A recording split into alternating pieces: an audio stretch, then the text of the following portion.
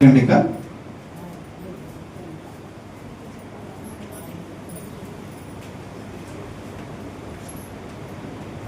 మంచిది. శ్రేష్టమైన సమయంలో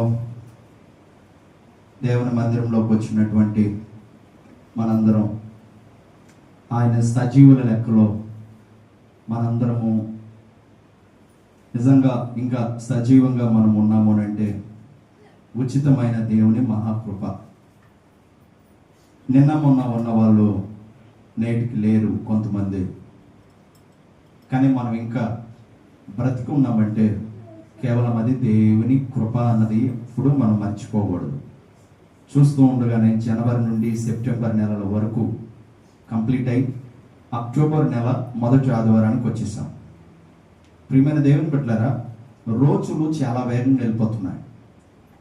రోజులు, నెలలు, సంవత్సరాలు బహు వేగంగా వెళ్తున్నాయి. ఒకప్పుడు ఇంత వేగంగా వెళ్ళట్లా. చూస్తూ ఉండగానే 9 నెలలు అయిపోయింది, 10వ నెలలోకి వచ్చాం.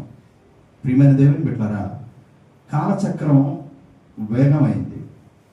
కాలచక్రం బహువేగంగా తిరుగుతుంది, బహువేగంగా పరిగెడుతుంది. దినాలు పరిగెడుతున్నాయి, నెలలు పరిగెడుతున్నాయి, సంవత్సరాలు పరిగెడుతున్నాయి. దీన్ని బట్టి మనం అర్థం చేసుకోవాల్సింది ఏంటంటే మానవుని ఆయుష్కాలం కూడా పరిగెడతా ఉంది, తరిగిపోతూ ఉంది. రోజులు గడిచే కొద్దీ, నెలలు గడిచే కొద్దీ, సంవత్సరాలు గడిచే కొద్దీ వయస్సు మీద పడిపోతూ ఉంది. ప్రియమైన దేవుని బిడ్డలారా, 25 సంవత్సరాల వయసు ఉన్న వాళ్ళు 30 ఏళ్ళకి, 30 ఏళ్ళ వయసు ఉన్న వాళ్ళు 40 ఏళ్ళకి, 40 ఏళ్ళ వయసు ఉన్న వాళ్ళు 50-60 ఏళ్ళకి వయసులో గడిచిపోతూ ఉన్నాయి. దేవుడిచ్చినటువంటి మానవుని ఆయుష్ కాలం 70 సంవత్సరాలు. అధిక బలమైన ఎడల మరో 10 సంవత్సరాలు, అంటే 80 సంవత్సరాలు. అయినను వాటి వైభవం, ఆయాసం, దుఃఖమేనని వాక్యం సెలవిస్తుంది. ప్రియమైన దేవుని బిడ్డలారా, మానవుని ఆయుష్ కాలం పరిగెడుతున్నటువంటి సమయంలో, కాలచక్రం బహువేగంగా పరిగెడుతున్నటువంటి సమయంలో, దినాలు, రోజులు, నెలలు, సంవత్సరాలు బహువేగంగా పరిగెడుతున్నటువంటి ఈ దినాలలో ప్రభు కోసం, నిజంగా ప్రభు కోసం, ప్రభు కొరకు, ప్రభు ప్రార్థన కొరకు, ప్రభు ఆరాధన కొరకు, ప్రభు బిడ్డలలో కలిసి కూర్చొని ప్రభువును మహిమపరచుట కొరకు నువ్వు నిజంగా పరిగెత్తుకొని రాగలుగుతున్నావా? పరిగెత్తుకొని రాగలుగుతున్నావు అంటే దాని అర్థం ఏంటంటే నీలో ఆ తృష్ణ, నీలో ఆసక్తి ఉందా? ప్రియమైన దేవుని బిడ్డలారా, రోజులు గడిచిపోతున్నాయి, నెలలు గడిచిపోతున్నాయి, సంవత్సరాలు గడిచిపోతున్నాయి. ఇటువంటి సమయంలో మన ఆయుష్కాలం అయిపోతూ ఉంది. మరి ఉన్నటువంటి కొద్ది దినాలు, ఉన్నటువంటి కొద్ది ఆయుష్కాలంలో నిజంగా ప్రియమైన దేవుని బిడ్డలారా, ఉన్నన్ని దినాలు ప్రభు పనిలో మనము ఒక తృష్ణ కలిగి, ఒక ఆసక్తి కలిగి, పరుగులెత్తే వాళ్ళంగా మనము ఉండినట్లయితే నిజంగా మనల్ని బట్టి, మన తృష్ణను బట్టి, మన ఆసక్తిని బట్టి ప్రభు ఎంతగానో ఆనందిస్తాడు. రాను రాను రాను రాను రోజులు గడిచిపోతూ ఉన్నటువంటి దినాలలో భక్తిలో, ప్రార్థనలో, ఆత్మీయతలో, విశ్వాసంలో చాలా మంది విశ్వాస జీవితం ఎలా అయిపోయిందంటే చల్లారిపోతా ఉంది ఈ రోజుల్లో. మునుపున్న భక్తి ఉండట్లా, మునుపున్న ప్రార్థన, మునుపున్న ఆ తృష్ణ, మునుపున్న ఆ ఆత్మీయత, మునుపున్నటువంటి ప్రార్థన జీవితం ఈ రోజున్న చాలా వరకు రోజు రోజు రోజు రోజు ఏమైపోతుందంటే తగ్గిపోతా ఉంది. నా ప్రియ దేవుని బిడ్డలారా, నేను అంటాను ఈరోజు ఈ వాక్యం ఆలకించండి. ఆత్మీయతలో, విశ్వాసంలో రోజులు, నెలలు, సంవత్సరాలు గడిచే కొద్దీ మనం ఒక్కొక్క మెట్టు ఎక్కాలంటారా, ఒక్కొక్క మెట్టు దిగాలంటారా? ఒక్కొక్క మెట్టు ఎక్కాలి. కానీ ఆశ్చర్యం ఏంటంటే, బాధాకరమైన విషయం ఏంటంటే ఒక్కొక్క మెట్టు మనం దిగిపోతూ ఉన్నాం. మెట్టు ఎక్కడం కష్టమా, మెట్టు దిగడం కష్టమా? మెట్టు ఎక్కడం కష్టం, మెట్టు దిగడం చాలా సులభం. ప్రియమైన దేవుని బిడ్డలారా, కష్టమైన మనం మెట్టు ఎక్కుతుండాలి, నష్టమైన మనం ఒక్కొక్క మెట్టు ఎక్కుతుండాలి. దేవుల్లో, ఆత్మీయతలో, విశ్వాసంలో, భక్తి జీవితంలో. కానీ బాధాకరమైన విషయం, మెట్టు దిగిపోతా ఉన్నాం, మనం మెట్లు దిగిపోతా ఉన్నాం. ఈ రోజున దేవుడు నీతో, నాతో మాట్లాడుతున్నాడు. ఈ అక్టోబర్ నెల మొదటి ఆదివారం నాడు నువ్వు ఎక్కే స్థితిలో ఉన్నావా? దేవుల్లో నువ్వు దిగిపోతున్నావా? దేవుళ్ళ నుండి నువ్వు ఎక్కుతున్నావా? నువ్వు దిగుతున్నావా? నువ్వు ఎక్కుతున్నావా? నువ్వు దిగుతున్నావా? ఈ సందేశం పూర్తయ్యే లోపల నువ్వు ఏ అనుభవంలో ఉన్నావో నీకు నీవే అర్థం చేసుకోవాలి. అప్పుడు నిజంగా ఎక్కే అనుభవంలో ఉంటే ఎక్కుతూ ఉండవు, దిగుతున్న అనుభవంలో ఉంటే ఎక్కడానికి ప్రయత్నించు. బైబిల్లో ఒక మాట ఉంది, కొండల తోట నా కలలుతున్నాను, నాకు సహాయం ఎక్కడి నుండి వచ్చును? యెహోవా నీ వలన నాకు సహాయం కలుగును. ప్రభువా నేను ఎక్కలేనంత ఎత్తైన కొండపైకి నన్ను ఎక్కించు అంటున్నాడు భక్తుడు. నన్ను ఎక్కించు, నేను ఎక్కలేనంత ఎత్తైన కొండపైకి నేను ఎక్కాలి అనుకుంటున్నాడు భక్తుడు. దేవుల్లో కూడా మనకి తృష్ణ ఉండాలి. నేను ఎక్కాలి, నేను ఒక్కొక్క మెట్టు ఎక్కాలి, విశ్వాసంలో ఎక్కాలి, ఆత్మీయతలో ఎక్కాలి, భక్తిలో ఎక్కాలి, ప్రార్థనలో ఎక్కాలి. అలా ఎక్కాలంటే నా వల్ల అవ్వట్లేదు, నాకు తృష్ణ అయితే ఉంది, నాకు ఆసక్తి అయితే ఉంది, నేను ఎక్కలేకపోతున్నాను, నన్ను ఎక్కించు దేవా అని నువ్వు ప్రభు వైపు చూస్తూ, నన్ను ఎక్కించు దేవా అని నువ్వు ప్రభు వైపు చూస్తూ, నన్ను పట్టుకో దేవా అని ప్రభు వైపు చూస్తూ నువ్వు ప్రార్థిస్తే ఖచ్చితంగా నిన్ను ఎక్కిస్తాడు, ఖచ్చితంగా నిన్ను పట్టుకుంటాడు. ప్రియమైన దేవుని బిడ్డలారా, కొన్ని సందర్భాలలో ఈ రోజుల్లో ఎక్కువ శాతం విశ్వాసులు ఎక్కడ దిగిపోతున్నారంటే వారి కళ్ళ ముందు కనిపిస్తున్నటువంటి కొంతమంది మనుషులను చూసి చల్లారిపోతూ ఉన్నారు. మన కళ్ళ ముందు కొంతమంది మనుషులు కనబడతారు. ఆత్మీయతలో చల్లారిపోయిన వారు, విశ్వాసంలో చల్లారిపోయిన వాళ్ళు, మందిరానికి సక్రమంగా వెళ్ళని వారు, బాప్తిసం తీసుకుని కూడా పాడైపోయిన వారు మన కళ్ళ ముందు కనపడుతున్నప్పుడు మనకు అనిపిస్తుంది, అరే మన కళ్ళ ముందు కనిపిస్తున్న వాళ్ళు చల్లారిపోయారే, మన కళ్ళ ముందు బాప్తిసం తీసుకున్న వాళ్ళు చల్లారిపోయారే, మన కళ్ళ ముందు బాప్తిసం తీసుకుని చాలా కాలం నుంచి దేవుళ్ళో ఉన్న వాళ్ళు కూడా దిగజారిపోతా ఉన్నారే దేవుళ్ళో.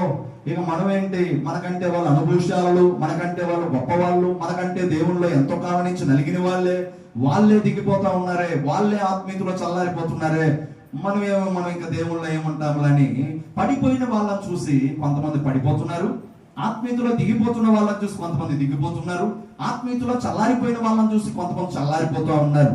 ఈరోజు దేవుని మందిరంలో కూర్చున్న వాక్యం ఆలకిస్తున్నాడు. ప్రియ దేవుని బిడ్డలారా, నీ కళ్ళ ముందు కొంతమంది పడిపోయిన వాళ్ళు కనపడచ్చు, నీ కళ్ళ ముందు కొంతమంది చల్లారిపోయిన వాళ్ళు కనపడచ్చు, నీ కళ్ళ ముందు కొంతమంది భక్తిలో దిగజారిపోయిన వాళ్ళు కనపడచ్చు, నీ కళ్ళ ముందు కొంతమంది దేవుని సన్నిధికి దూరం అయిపోయిన వాళ్ళు కనపడచ్చు. దూరం అయిపోయిన వాళ్ళని చూసి నువ్వు దూరం అయిపోతున్నావా? చల్లారిపోయిన వాళ్ళని చూసి నువ్వు చల్లారిపోతున్నావా? భక్తిలో ఎదగని వారిని చూసి నువ్వు కూడా ఎదుగు ముదుగు లేకుండా ఉంటున్నావా? అయితే దేవుడు నీతోనే మాట్లాడుతున్నాడు. చల్లారిపోయిన వాళ్ళని చూసినప్పుడు, భక్తిలో వెనకబడిపోయిన వాళ్ళని చూసినప్పుడు నీకు కలగాల్సింది ఏంటి? ఏం మౌనం అయిపోయారు? భక్తిలో చల్లారిపోయిన వాళ్ళు నీ కళ్ళ ముందు కనబడినప్పుడు నీకు కలగాల్సింది ఏంటి? రోషం. ఆత్మీయతలో దిగిపోయిన వాళ్ళని చూసినప్పుడు నీకు కలగాల్సింది ఏంటి? పట్టుదల. ప్రియమైన దేవుని బిడ్డలారా, ఇవి కలగట్ల. వాడు పడిపోయాడు, నేనేం లాభం, నేను పడిపోతాను, వాడు దిగిపోతా ఉన్నాడు, నేనేం లాభం, నేను దిగిపోతాను అని దిగి వెళ్ళిపోతున్న వాళ్ళని చూసి ఈరోజు కొంతమంది దిగిపోతా ఉన్నారు. అయితే ఈరోజు దేవుడు నీతో నాతో మాట్లాడుతున్నాడు. ఈరోజు నేను కొంతమంది వ్యక్తుల గురించి నేను మాట్లాడాలని ఆశపడుతున్నాను. నేను ప్రార్థన చేస్తా ఉంటే ప్రభు సన్నిధిలో దేవుడు నాకు కొన్ని తలంపులు ఇస్తాడు. నేను ప్రార్థన సన్నిధిలో గడుపుతున్నప్పుడు ప్రార్థనలోనే దేవుడు నాకు కొన్ని వాక్యాలు ఇస్తాడు. ఆ ఇచ్చిన వాక్యాలే నేను మీకు పంచుకుంటాను. ప్రియమైన దేవుని బిడ్డలారా, ఈరోజు సందేశం ఏంటంటే ఎక్కే అనుభవంలో ఉండాలి. ఎక్కే అనుభవంలో ఉన్నావా? దిగిపోయే అనుభవంలో ఉన్నావా? దిగిపోయే అనుభవంలో ఉన్నావా? అయితే బైబిల్ గ్రంథంలో మనం గమనిస్తే ప్రియమైన దేవుని బిడ్డలారా, అబ్రహాం కనపడుతున్నాడు. ఆది కాండము 22వ అధ్యాయము పేజీ నంబర్ 16 వచనం. ఆది కాండము 22వ అధ్యాయము పేజీ నంబర్ 16 వచనం, మొదటి వచనం నుండి చదవండి. 22వ అధ్యాయం. ఆ సంగతులు జరిగిన తర్వాత దేవుడు అబ్రహామును పరిశోధించును. ఎట్లనగా ఆయన అబ్రహాము అని పిలవగా చిత్తము ప్రభువా అనెను. చదువు. నీకు ఒక్కడైన నీ కుమారుని అనగా నీవు ప్రేమించు ఇస్సాకును తీసుకొని మోరియా దేశమునకు వెళ్ళి అక్కడ నేను నీతో చెప్పబో పర్వతములలో ఒక దాని మీద దహన బలిగా అతనిని అర్పించమని చెప్పెను. తెల్లవారినప్పుడు అబ్రహాము లేచి తన గాడిదకు గంత కట్టి తన పనివారిలో ఇద్దరిని తన కుమారుడు ఇస్సాకును వెంట పెట్టుకున్న దహన బలి కొరకు కట్టెలు చీల్చి లేచి దేవుడు తనతో చెప్పిన చోటికి వెళ్ళెను. బికర ధ్వని గల మార్గమునందు నన్ను స్నేహించిన నా ప్రియుడవు నీవు. బికర ధ్వని గల మార్గమునందు నందు నన్ను స్నేహించిన నా ప్రియుని సరైన మార్గమును నీవు నడిచిన మార్గం క్షణమైన విడువను నీతో సహవాసం సరైన మార్గమును నీవు నడిచిన మార్గం క్షణమైన విడువను నీతో సహవాసం ఆరాధుడా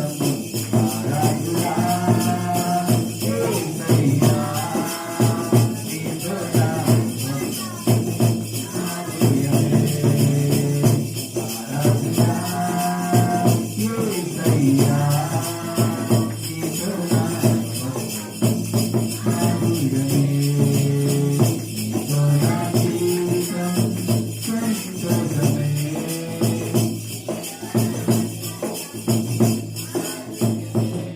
దేవునికి మహిమ కలుగును గాక. ఈరోజు సందేశం ఏమని చెప్పాను? ఎక్కే అనుభవంలో ఉన్నావా, దిగి వెళ్ళిపోతున్నావా? మొట్టమొదటిగా దేవుడని యెహోవా అబ్రహామును పిలిచి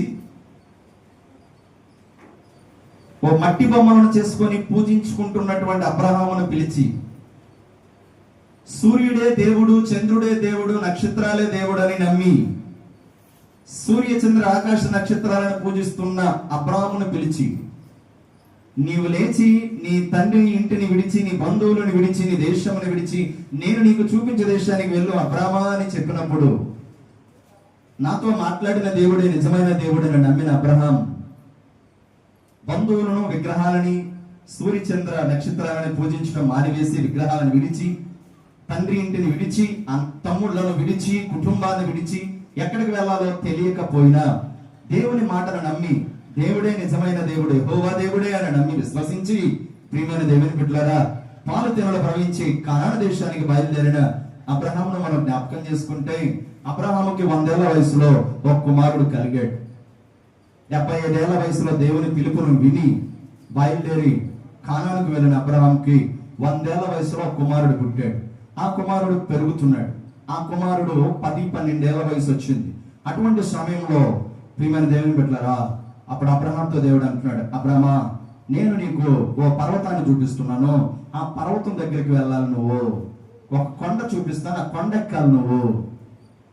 అయితే నేను నీకు చూపించే దేశానికి వెళ్ళి ఆ పర్వతానికి వెళ్ళి నీకు ఒక్కడైనా నీ కుమారుడైన ఇస్సాకును వెంట పెట్టుకొని వెళ్ళి అక్కడ ఒక బలిపీఠం కట్టి కట్టెలు చీల్చి నీటుగా పేర్చి ఆ కట్టెల మీద నీ కుమారుడును పడుకోబెట్టి నా కొరకు నీ ఒక్కడైన నీ కుమారుడైన ఇస్సాకును నువ్వేమివ్వాలి?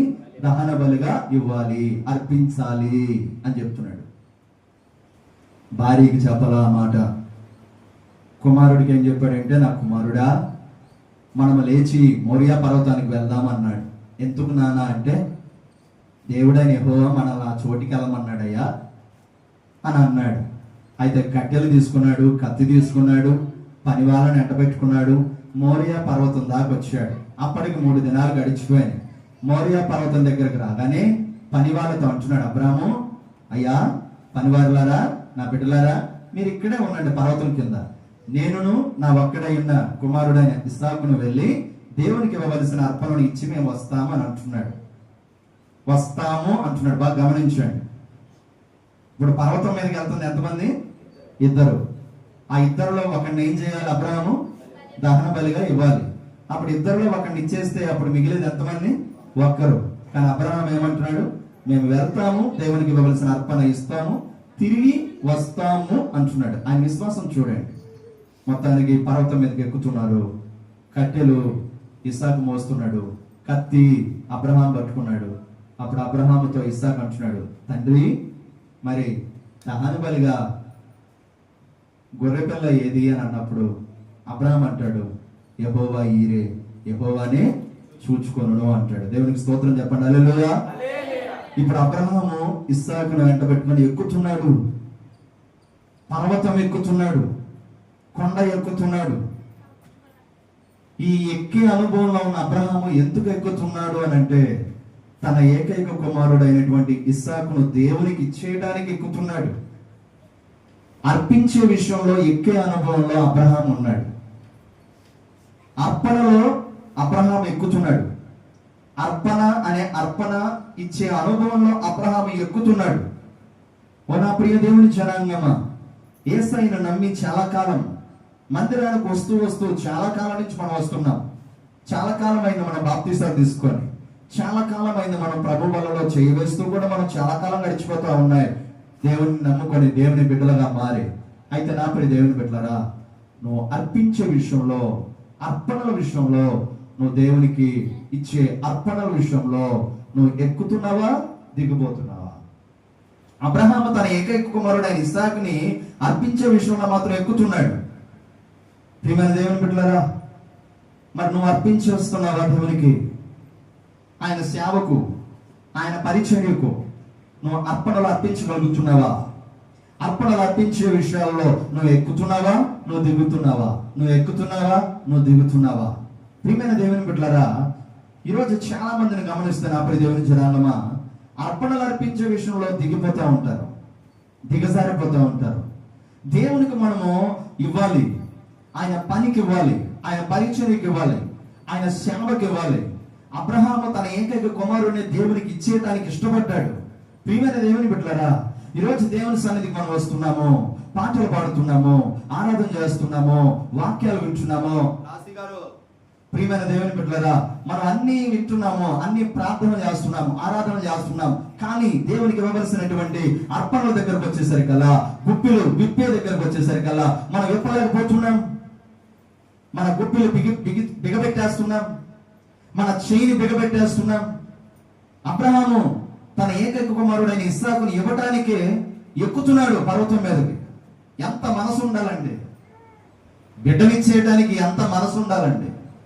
ప్రియమైన దేవుని బిడ్డలారా, అబ్రహాముకు తన మనస్సును దృఢపరుచుకొని దేవుని అడిగాడు, దేవునికి ఇచ్చేద్దామని బయలుదేరుతున్నాడు. ఈ అక్టోబర్ నెల మొదటి ఆదివారం దేవుడు నీతో చెప్తున్న మాట ఏంటంటే, నువ్వు నాకు ఏమి ఇవ్వడానికి నువ్వు ఎక్కుతూ వస్తున్నావు, నువ్వు నాకు ఏమి ఇవ్వడానికి వస్తున్నావు? నువ్వు ఇస్తున్నావా నీకున్న సమయం? నువ్వు ఇస్తున్నావా నీ సంపాదనలో భాగం? నువ్వు ఇస్తున్నావా నీ హృదయంలో స్థానం? నువ్వు ఇస్తున్నావా ప్రియమైన దేవుని బిడ్డలారా ప్రథమ ఫలం? ప్రియమైన దేవుని బిడ్డలారా, నువ్వు ఇస్తున్నావా? చాలా సార్లు ఇచ్చే విషయాల్లో మనం దిగిపోతున్నాం.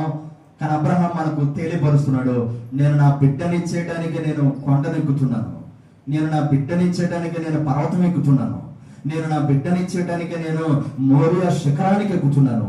నాకు తెలుసు నా బిడ్డను నేను నా దేవునికి ఇచ్చిన, తిరిగి నా దేవుడు నా బిడ్డను ఇస్తాడు. దేవునికి స్తోత్రం చెప్పండి సరే. హల్లెలూయా. సంతోషమందైన నా స్తుతి కీర్తనకు, సంతోషమందైన నా స్తుతి కీర్తనకు, నిత్యమైన మహిమలు శుద్ధ సువర్ణముగా, నిత్యమైన మహిమలు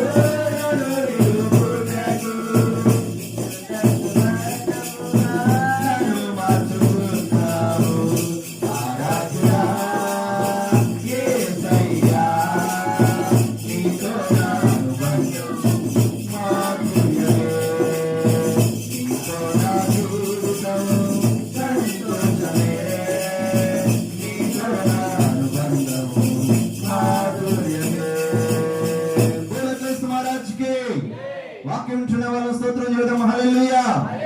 నిద్రపోతున్న వాళ్ళ స్తోత్రం చేద్దాం హల్లెలూయా.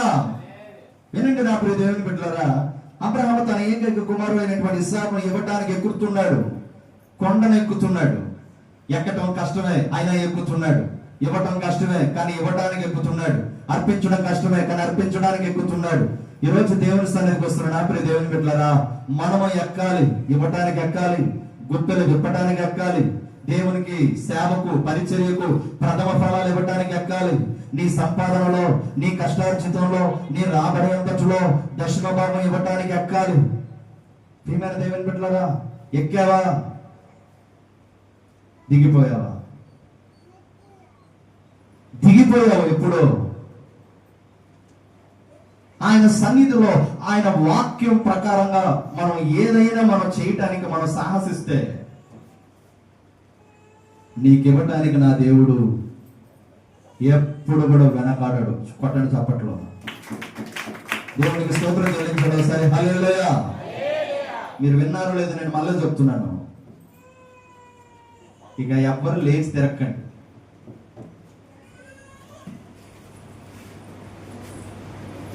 ఆయన సన్నిధిలో ఆయన పరిచర్యకు నువ్వు ఏదైనా ఇవ్వటానికి ఇష్టపడితే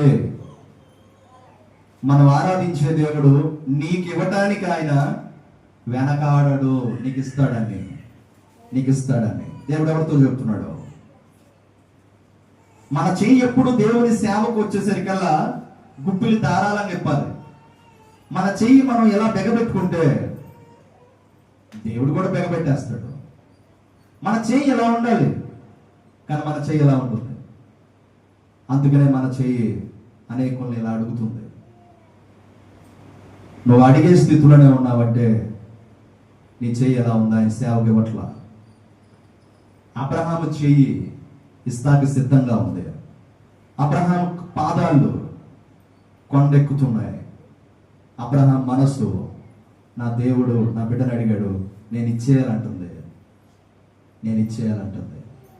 బలిపీఠం ఎక్కేశాడు, కొండ ఎక్కేశాడు, కట్టెలు పేర్చాడు. ఇప్పుడు ఇస్సాకు తండ్రిని చూస్తున్నాడు. తండ్రి, గొర్రె పిల్ల ఏది? యెహోవా చూచుకుంటాడులే, నాతో రానా అన్నప్పుడు ఇస్సాకు అర్థమైపోయింది. ఆ బలి అయ్యే గొర్రె పిల్ల నేనేనా? ఆ దహన బలిగా అయ్యే బిడ్డను నేనేనా? అవును, నువ్వే. ఇస్సాకు వచ్చి బలిపీఠం మీద తనంతట తానే పడుకున్నప్పుడు కాళ్ళు చేతులు కట్టేశాడు, కత్తి తీసుకున్నాడు. దహన బలిగా ఇచ్చే సమయానికి, ఈ తర్వాత ఇంటికి చదవండి. దేవుడైన యెహోవా ఆకాశం నుండి ఒక కేక, అబ్రహామా, నీ ఒక్కడైన నీ కుమారుడైన ఇస్సాకును నాకు బలిగా ఇవ్వటానికి నువ్వు ఇష్టపడ్డావు కాబట్టి దేవుని యందు నువ్వు భయభక్తులు కలిగిన వ్యక్తివని నేను నమ్మాను. అప్పటి వరకు దేవుడు నమ్మలేదా? దేవుడు ఎప్పుడు నమ్ముతాడు మనల్ని? మనం ప్రార్థించినప్పుడు నమ్ముతాడా? మనం క్రియలలో మన క్రియలు చూపించినప్పుడు నమ్ముతాడా? క్రియలలో కనపడాలి మన క్రియలు. ప్రార్థనలు చేసినంత మాత్రాన, పాటలు పాడినంత మాత్రాన, ఆరాధనలు చేసినంత మాత్రాన, దేవునికి ఇస్తానని చెప్పినంత మాత్రాన దేవుడు ఎలా నమ్మగలడు? క్రియలలో కనపడాలి. అబ్రహాము క్రియలలో చూపిస్తున్నాడు. బిడ్డను తీసుకొచ్చాడు, కొండెక్కాడు, బలిపీఠం కట్టాడు, అక్కడ బిడ్డను పడుకోబెట్టాడు, కత్తి తీసుకున్నాడు, ఇప్పుడు దహన బలి చేయబోతున్నాడు. నువ్వు దేవుడు అంటే భయపడిన వ్యక్తివని నేను నమ్ముతున్నాను. నీ బిడ్డను దించు. పొదలో ఒక గొర్రె పిల్ల ఉంది. ఆ గొర్రె పిల్లని తీసుకొని వచ్చి బలిపీఠం మీద పడుకోబెట్టి ఇస్సాకు కుమారుగా ఒక గొర్రె పిల్లను నా కొరకు బలి అర్పించు అన్నాడు. కొట్టని చప్పట్లు వస్తాయి. దేవునికి స్తోత్రం చెల్లించండి ఒకసారి. హల్లెలూయా, హల్లెలూయా. ఇస్సాకు కుమారుగా బలి అయిన గొర్రె పిల్ల, బాప్తిసం ఇచ్చి యోహాను చేత బాప్తిసం పొందిన దేవుని గొర్రె పిల్ల, యోర్దాను నదిలో సకల మానవుల పాపములను రక్షించడానికి బలియాగం అవ్వడానికి వచ్చిన, పరలోకము నుండి భూలోకములకు వచ్చిన దేవుని గొర్రె పిల్ల ప్రభు అయిన యేసు క్రీస్తు వారు. కొట్టు చప్పట్లో దేవునికి స్తోత్రం చెల్లించు. హల్లెలూయా. ఆ ప్రభు అయిన యేసు క్రీస్తు వారే ఇస్సాకు కుమారుగా అక్కడ గొర్రె పిల్లగా బలి అయినట్లుగా మనకు కనబడుతున్నాడు. నా ప్రియ దేవుని జనాంగమా, అబ్రహాము తన ఏకైక కుమారుడైన ఇస్సాకుని ఇచ్చేయడానికి కొండెక్కాడు. తన చేతులు ఇచ్చిన చేతులుగా ఉన్నాయి. తండ్రి అయిన దేవుడు తన ఏకైక కుమారుడిని మన కొరకు ఇచ్చేశాడు. తండ్రి అయిన దేవుడు తన ఏకైక కుమారుడైన యేసు క్రీస్తు వారిని పరలోకం నుండి భూలోకానికే పంపాడు. తండ్రి అయిన దేవుడు ప్రభు అని యేసు క్రీస్తు వారిని, ప్రియమైన దేవుని బిడ్డలారా, మరి కొండ మీద ప్రియమైన దేవుని జనాంగమా, శిలువ మీద యేసు క్రీస్తు వారిని వేలాడ చేయించాడు. ప్రభు అని యేసుక్రీస్తు వారు కూడా తన ప్రాణమే ఇవ్వటానికి ఆయన కూడా కొండ ఎక్కుతున్నాడు. యేసయ్య అదే కొండ, యేసయ్య ఎక్కుతున్న కొండ ఏ కొండ? అబ్రహాము ఎక్కిన కొండ ఏ కొండ చెప్పండి కాస్త. అబ్రహాము ఎక్కిన కొండ ఏ కొండ? మోరియా కొండ. ఇప్పుడు యేసుక్రీస్తు వారే సిలువ మీద వేలాడటానికి, తన ప్రాణమే ఇవ్వటానికి కొండ ఎక్కుతున్నాడు. ఈ కొండ ఏ కొండ? ఏ కొండ మీద మా యేసయ్య సిలువ మీద వేలాడింది? మర్చిపోయారా? యేసుక్రీస్తు వారి సిలువ మీద వేలాడిన కొండ పేరు ఏం పేరు? కపాలం అనబడిన స్థలమేగా. కపాలం అనబడిన స్థలం. ఆ కొండ పేరు మర్చిపోయారా? కల్వరి కొండ. నా పరువు తీసేస్తారా మీరు? ఎవరన్నా పాస్టర్ గారు వచ్చి యేసయ్య సిలువ మీద వేలాడాడే, ఆ సిలువ వేలాడిన కొండ పేరు ఏం పేరు అని అంటే మీరు చెప్పకపోతే అయిపోయినట్టే. కల్వరి కొండ. కల్వరి కొండ. అబ్రహాము ఏ పర్వతానికి ఎక్కుతున్నాడు? కాస్త పెద్దగా చెప్పండి. ఇస్సాకుని ఇవ్వడానికి ఏ పర్వతానికి ఎక్కుతున్నాడు? మోరియా కొండ. యేసుక్రీస్తు వారు తన ప్రాణం పెట్టడానికి ఎక్కునే కొండ ఇది కల్వరి కొండ. కాస్త అందరూ స్తోత్రం చెప్పండి. హల్లెలూయా. అబ్రహాం ఎక్కిన కొండ ఇది మోరియా. అందరూ పెద్దగా చెప్పండి. అబ్రహాం ఎక్కిన కొండ మోరియా. యేసయ్య ఎక్కిన కొండ కల్వరి. కల్వరి. అబ్రహాము తన ఏకైక కుమారుని ఇవ్వటానికి కొండ ఎక్కుతుంటే యేసయ్య కొండ ఎక్కుతున్నాడు. ఏమి ఇవ్వటానికి? చెప్పాలి చెప్పాలి చెప్పండి. తన ప్రాణం ఇవ్వటానికి. ప్రాణానికి ప్రాణమైన బిడ్డనివ్వటానికి ఒక తండ్రి కొండను ఎక్కుతున్నాడు. తన ప్రాణమే ఇవ్వటానికి యేసయ్య కొండ ఎక్కుతున్నాడు. ఏం మోసుకుంటూ? సిలువ. ఏం తింటూ? కొరడా దెబ్బలు. ప్రియమైన దేవుని బిడ్డలారా, రక్తపు మడుగులో ఉన్నటువంటి యేసుక్రీస్తు వారు సిలువను మోసుకుంటూ తలకి ముళ్ళ కిరీటం, కొరడా దెబ్బలు తింటూ, ఆయన అవమానింపబడుతూ, నిందించబడుతూ, దూషించబడుతూ ఆ మండు టెండలలో ఆ కల్వరి కొండ మీదకి ఆయన కాళ్ళు పాదాలమంతా రక్తమయం, ఆ ముళ్ళు గుచ్చుకుంటూ అయినా కొండనెక్కాలి కొండనెక్కాలి. అప్పటికే 2-3 సార్లు ఆయన పడ్డాడు సిలువను మోసుకుంటూ. మరలా పైకి లేచి ఆ సిలువను మోసుకుంటూ వెళ్తున్నాడు. కొండ ఎక్కుతున్నాడు ఎక్కుతున్నాడు. ఎంత కష్టం అండి! ఎక్కుతున్నాడు. ఎంత కష్టం అండి! కల్వరి కొండ ఎక్కేశాడు. ఇప్పుడు సిలువ మీద వేలాడాడు. తన ప్రాణం ఇవ్వటానికి కొండే ఎక్కేశాడు యేసయ్య. ఈరోజు నువ్వు ఏమి ఇవ్వటానికి దేవుని మందిరానికి ఎక్కుకుంటూ వస్తున్నావు? ఏమి ఇవ్వటానికి వస్తున్నావు? ఇవ్వగలుగుతున్నావా? నీకున్న సమయములో భాగం ఇవ్వగలుగుతున్నావా? రోజు మొత్తం మీద కొంత సమయమైనా దేవునితో సమయం గడపగలుగుతున్నావా? వారములో ప్రియమైన దేవుని బిడ్డలారా, ప్రార్థన అనే సమయంలో నువ్వు గడపగలుగుతున్నావా? ప్రియమైన దేవుని బిడ్డలారా, ప్రభువైన యేసుక్రీస్తు వారు తన ప్రాణమే ఇవ్వడానికి కొండెక్కాడే. అబ్రహాము తన ప్రాణం కంటే ప్రాణంగా ప్రేమించిన ఇస్సాకునే ఇవ్వడానికి కొండెక్కాడే. వీరు ఎక్కే అనుభవంలో ఉన్నారు కాబట్టి దేవునికి అంత ఇష్టలయ్యారు. స్తోత్రం చెప్పండి ఒకసారి. హల్లెలూయా. హల్లెలూయా. దేవుడు మనల్ని ప్రాణాలు ఇచ్చేయమంటలేదండి, ప్రాణాలు ఇచ్చేయమంటలేదు. మీకున్న వాటిలో నా సేవకి ఇవ్వండి, నా పరిచర్యకి ఇవ్వండి, నా పరిచర్యకి ఇవ్వండి. ప్రియమైన దేవుని బిడ్డలారా, నేను ఇంకా ముగింపుకు వస్తున్నాను. తర్వాత బల్లారాధనకు వెళ్ళాలి. ఈ 2020 సంవత్సరం ఈ అక్టోబర్ నెల ఈ మొదటి ఆదివారం నీకు తెలియపరుస్తున్న మాట ఏమిటి అని అంటే, దేవునిలో నువ్వు ఎక్కాలి కానీ దిగిపోకూడదు. ప్రార్థనలో రోజులు గడిచే కొద్దికి ఎక్కాలి, ఆరాధనలో ఎక్కాలి, ఆత్మీయతలో ఎక్కుతూ ఉండాలి, భక్తిలో ఎక్కుతుండాలి, విశ్వాసంలో ఎక్కుతుండాలి. కానీ రాను రాను రాను రాను రాను రాను ప్రార్థనలో నుండి, ఆత్మీయతలో నుండి, భక్తిలో నుండి, విశ్వాసంలో నుండి దిగిపోతున్నావంటే ప్రియమైన దేవుని బిడ్డలారా, దేవునికి దూరం అయిపోతున్నావు. గమనించు. రోజున దేవుడిని తనతో మాట్లాడుతున్నాడు. కొన్ని స్వభావాలు మారాలి. మనలో కొన్ని స్వభావాలు ఉన్నాయి. ఏంటి ఆ స్వభావాలు అంటే, నా ఇంటికి ఎవరైతే ప్రార్థనకు వస్తారో నేను ఆ ఇంటికి ప్రార్థనకి వెళ్తాను. ఈ పోవాలి అసలు. రెండో స్వభావాలు, మన మందిరమే సంఘం తక్కువ, 10 మంది 20 మంది. ప్రార్థనకు రమ్మని అందరికీ చెప్తాం.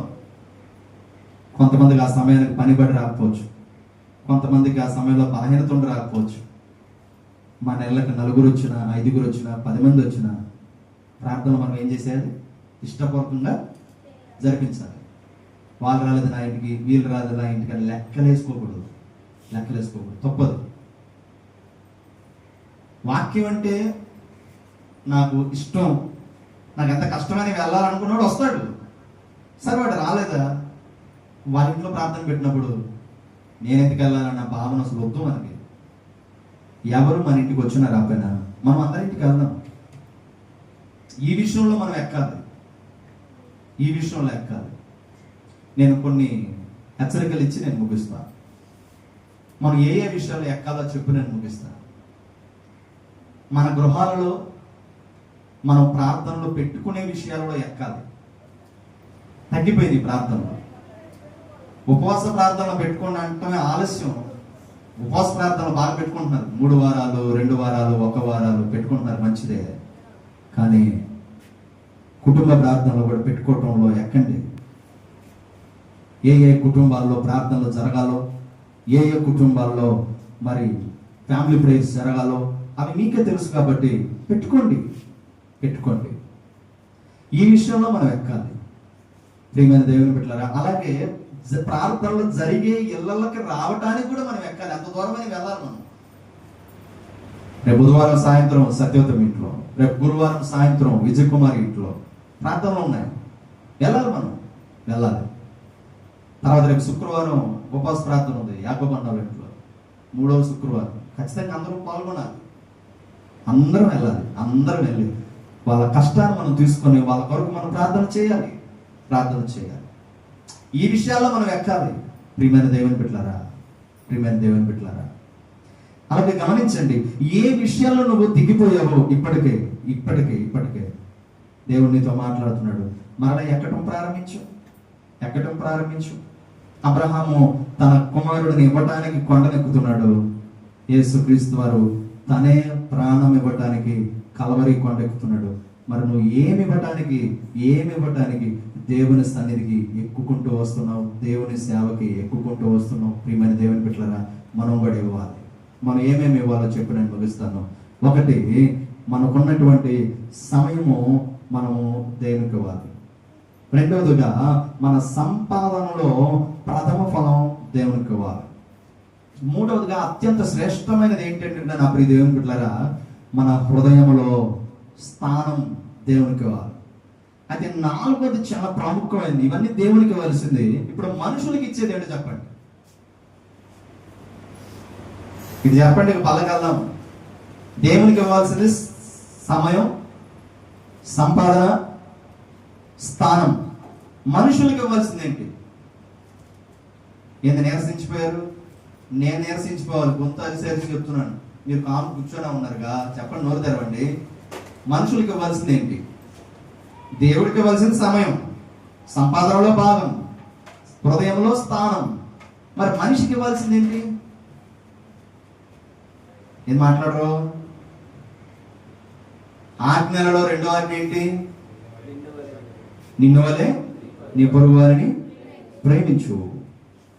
మొదటి ఆజ్ఞ, నీ దేవుడైన యెహోవాను పూర్ణ హృదయంతో పూర్ణ మనసుతో ప్రేమించు. 2వ ఆజ్ఞ, నిన్ను వలె నీ పొరుగు వారిని ప్రేమించు. ఇప్పుడు మనుషులకు ఇవ్వవలసింది ఏమిటి అంటే ప్రేమనివ్వాలి. ఎక్కుతున్నావా? ప్రేమనివ్వటానికి ప్రేమనివ్వాలి.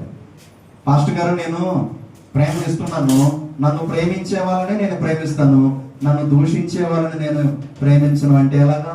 దేవుడు ఒప్పుకోడు. నిన్ను దూషించిన, నిన్ను ద్వేషించిన, నిన్ను ఇబ్బంది పెట్టిన, నిన్ను హింసించిన, నిన్ను కష్టపెట్టిన నువ్వు వాళ్ళకి తిరిగి ప్రేమనివ్వాలి. ప్రియమైన దేవుని బిడ్డలారా, సంఘటన జరిగింది. ఆ సంఘటన చెప్పి ఆపుతాను. ఈ సంఘటన గురించి చెప్తే అందరూ భలే వింటారండి. వాక్యం కన్నా కూడా భలే వింటారు. ఇప్పుడు మీరు భలే వింటారు, చూడండి ఎంత రియాక్ట్ అయిపోతారో, మీరు యాక్ట్ అయిపోతారో ఈ విషయాలు చెప్పేటప్పుడు. వాక్యం చెప్పేటప్పుడు మాత్రం ఆపసోపాలు పడతారు కదా. ఇప్పుడు మాత్రం ఆప్సోపాలు పడరు, భలే వింటారు మీరు, చెప్తున్నాను వినండి. ఓ అబ్బాయి, ఓ ఇంజనీరింగ్ చదువుతున్న అబ్బాయి తన క్లాస్మేట్ని ప్రేమిస్తున్నాడు. చూడండి, ప్రేమిస్తున్నాడు. గాఢ ప్రేమ అంటది. ఎంత ప్రేమ అంటే ఇంటర్మీడియట్లో చదువుతున్నప్పటి నుండి ప్రేమిస్తున్నాడు. అంటే ఇంటర్మీడియట్ 2 సంవత్సరాలు, ఇంజనీరింగ్ 4 సంవత్సరాలు, అంటే 6 సంవత్సరాల నుంచి ప్రేమిస్తున్నాడు. అయితే తన ప్రేమను వ్యక్తపరచాల. ఒకరోజు వచ్చి తన ప్రేమను చెప్పాడు, నేను నిన్ను ప్రేమిస్తున్నాను అన్నాడు. నిజంగా నన్ను ప్రేమిస్తున్నావా? ఎంత ప్రేమిస్తున్నావు అని అనింది అమ్మాయి. మా అమ్మ కంటే ఎక్కువ ప్రేమిస్తున్నాను, మా నాన్న కంటే ఎక్కువ ప్రేమిస్తున్నాను అని అంటున్నాడు. అప్పుడు అమ్మాయి అంది, నిజమా? మీ అమ్మ కంటే నన్ను ఎక్కువ ప్రేమిస్తున్నావా? అయితే మీ అమ్మ గుండె నాకు కావాలి, తీసుకురా, నేను అప్పుడు నమ్ముతాను. అదేంటి అమ్మాయి అలా అంటావంటే, అవును నిజం, మీ అమ్మ కంటే నన్ను ఎక్కువ ప్రేమిస్తున్నాను అన్నావు కదా, మీ అమ్మ గుండె నాకు కావాలి, అప్పుడు నేను నమ్ముతాను, ఆ గుండె తీసుకొచ్చి నా చేతిలో పెట్టానింది. 23 సంవత్సరాల అబ్బాయి. వాళ్ళ ఇంట్లో వాళ్ళ అమ్మా నాన్నకి ఒక్కడే కొడుకు. ఇంటికి వెళ్ళాడు. అప్పటికే నాన్న చనిపోయి ఉన్నాడు. కొన్నాళ్ళ క్రితమే. అమ్మ కష్టపడి చదివిస్తుంది, ఇంజనీరింగ్ ఫైనల్ ఇయర్. అప్పుడు ఇంటికి వచ్చాడు. అమ్మ ఆకలి వేస్తుంది, అన్నం పెట్టాను నేను అన్నాడు. వెంటనే పాప ఆమె కడుపు కూడా కాల్చుకొని, అమ్మలు అంతే కదా, వాళ్ళకి ఆకలి ఉన్నా ముందు బిడ్డలకు అన్నం పెట్టి, ఇక మిగిలిన అన్నం మిగిలిన కూర తింటారు. ఒకవేళ అవి లేకపోతే మంచినీళ్ళ దగ్గర పడుకుంటారు. సరే, మొత్తానికి అన్నం కూర రెడీ చేసింది, పెట్టేసింది, కడుపు నిండా భోజనం చేశాడు. ఇప్పుడు అమ్మ పడుకొని ఉంది, టైం చూసుకుంటున్నాడు. టైం 10 అయింది, 10:30 అయింది. మంచి నిద్రలోకి వెళ్ళిపోయిందమ్మ. మనోడికి నిద్ర రావట్లేదు. అమ్మాయి చెప్పిన మాట గుర్తుపెట్టుకున్నాడు. మీ అమ్మ గుండె తీసుకొస్తేనే నేను నమ్ముతాను అంది కదా. వెంటనే కత్తి రెడీగా పెట్టుకున్నాడు. కత్తి తీసుకున్నాడు. అమ్మ గదిలోకి వెళ్ళాడు. పడుకుంది. ప్రియమైన దేవుని బిడ్డలారా, వెంటనే ఆ కత్తి తీసుకుని ఆమె మీదకి వేసే టైంలో ఆమెకు కలవరించడం అలవాటు. కొంతమంది నిద్రలో కలవరిస్తారు కదా, ఆమె కలవరిస్తుంది. రే నానా, కాలేజ్కి టయానికి వెళ్ళు, జాగ్రత్తగా వెళ్ళు, వేళకు తిను అని అంటుంది ఆమె. కలవరింపు, కళ్ళం. రే నానా, కాలేజ్కి టయానికి వెళ్ళు, టయానికి తిను, జాగ్రత్త అని అంటా ఉంది. ఆ కత్తి అలా పెట్టే లోపల ఆమె కళ్ళు మూసుకునే నిద్రలోనే ఆ మాట అనేసరికి కత్తి అయ్యి బుద్ధి కాల, ప్రాణం చంపేసింది ఆ మాట. అమ్మకి నేనంటే అంత ప్రేమ. అయినా అమ్మాయి ప్రేమను నేను గెలుచుకోవాలంటే అమ్మ ప్రేమనన్నా నేను చంపేయాలి, తప్పదని కత్తి తీసుకొని మంచి నిద్రలో ఉంది, పేక్ కోసేసాడండి. ఆమె చనిపోయింది. రక్తపు మడుగులో ఉంది, రక్తం కారిపోతూ ఉంది. కళ్ళు తెరిసింది కదా. కళ్ళు తెరిసి, అయ్యా, 9 మాసాలు మోసి నిన్ను కని పెంచి పెద్దవాళ్ళు చేసిన నన్ను నువ్వు చంపేయడానికి వచ్చావేంటి నాన్న అంటే, అవునమ్మా, నిన్ను నేను చంపడానికి వచ్చాను. ఎందుకురా? నేను ఒక అమ్మాయిని ప్రేమించాను, ఆ అమ్మాయి నీ గుండె అడిగింది, అందుకనే నేను నిన్ను చంపేస్తున్నానమ్మా, నేను నిన్ను చంపేస్తున్నానమ్మా. ఆ అమ్మ మనసు ఎంత బాధ ఉంటుందండి. అప్పటికే ఆమెకు ముందు 2 బిడ్డలు పుట్టి చనిపోయారు, 3వ బిడ్డ. ఇప్పుడు పుట్టిన వీడే అమ్మ ప్రాణం తీయటానికి పుట్టాడా? ఆమె పేకను కోయటానికి పుట్టాడా? ఆమె గుండెను కోసి గుండెను తీయటానికి పుట్టాడా? నిజమే, పుట్టాడు. ఒక అమ్మాయి కోసం చనిపోయింది ఆమె. రక్తం కారుస్తూ చనిపోయింది. కత్తి తీసుకున్నాడు.